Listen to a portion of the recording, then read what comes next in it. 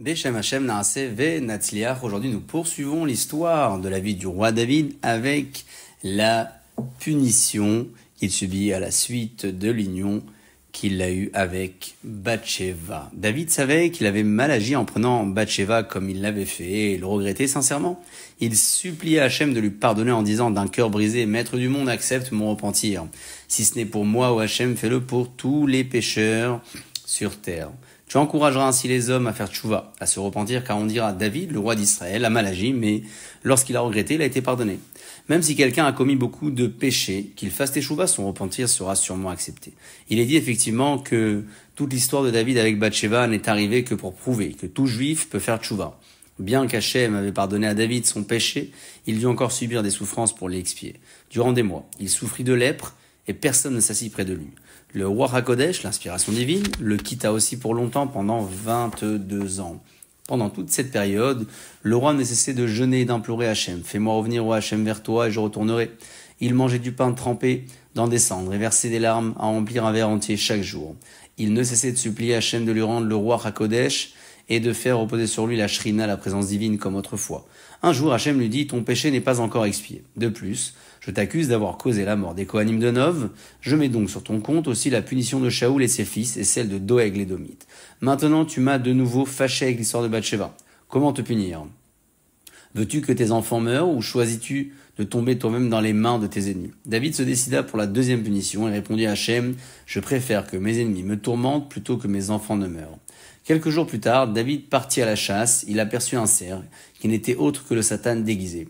Le roi visa, mais la bête s'esquiva et prit la fuite. Elle fila comme une flèche avec David à ses trousses, et arriva jusqu'au pays de Pélishtim. Elle mena ainsi David droit à la ville où habitait Yishbi, le frère de Goliath, lui-même un géant. Lorsque celui-ci aperçut le vainqueur de son frère, il le saisit, lui lia les pieds et les mains, et plaça une grosse planche sur lui, puis il s'assit pour écraser David sous le poids. À ce moment, Hachem prit son serviteur, fidèle en pitié, et lui fit un miracle. La terre en dessous de lui se ramollit, et il s'y enfonça lorsque le géant pressa sur lui, de sorte qu'il ne lui arriva aucun mal. C'était alors un vendredi. Quelques heures avant le début de Shabbat, Avishai ben Tserouya remarqua quelques taches de sang flottant dans l'eau de son bain. Il regarda autour de lui et à son grand étonnement, il vit une colombe qui se tirait les plumes des ailes jusqu'à se faire saigner. Avishai comprit que l'oiseau était venu pour lui faire une allusion. Le peuple juif est comparé à une colombe, donc un malheur avait frappé les juifs. Avishai décida d'aller voir ce qui se passait chez le roi d'Israël. Qui sait? Peut-être était-il en danger? Il courut au palais et là on lui dit que David était parti à la chasse. Avishai se dit que le roi devait être effectivement menacé. Il partit au Sanhédrin demander s'il avait le droit d'utiliser le cheval rapide du roi pour se lancer à sa poursuite. Il est interdit d'utiliser la monture du roi, décrétèrent les Chachamim. Mais s'il s'agit d'un danger de mort, il n'existe plus aucune restriction. Avishai monta donc sur le cheval rapide de David et galopa comme une flèche. En quelque temps, il était déjà arrivé au pays de Pélishtim. Hachem lui fit un miracle spécial pour lui raccourcir la durée du voyage comme il avait fait à Eliezer, le serviteur d'Abraham, souvenez-vous, en allant chercher une femme à son fils Yitzhak.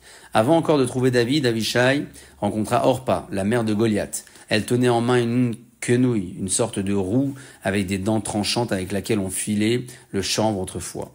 Dès que la femme aperçut Avishai, elle lui lança son instrument de travail de toutes les forces à la tête, mais il manqua son but. « Rends-moi ma quenouille » s'écria-t-elle. Avishai ne le se fit pas répéter, il ramassa l'objet qui avait failli le tuer et il le jeta à la tête d'Orpa qui mourut sur le coup. Avishai ne s'attarda pas une seconde de plus et poursuivit ses recherches. Soudain, il aperçut au loin le géant Yishbi. « Je n'ai pas encore pu tuer David », se dit le géant en le voyant s'approcher. Et voilà qu'Avishai vient déjà à son secours. Si je ne me dépêche pas de le faire disparaître, il aura vite fait de délivrer David et à eux deux, ces braves guerriers auront le dessus sur moi. Le géant s'empressa de saisir David et de le jeter de toutes ses forces en l'air. En même temps, il planta son épée dans la terre avec la pointe en haut pour que David se tue sur son tranchant en retombant au sol. Avishai, voyant le danger, prononça le nom d'Hachem et David resta suspendu en l'air. Ainsi s'achève la première étape de la punition du roi David. Baruch Adonai Leolam, Amen.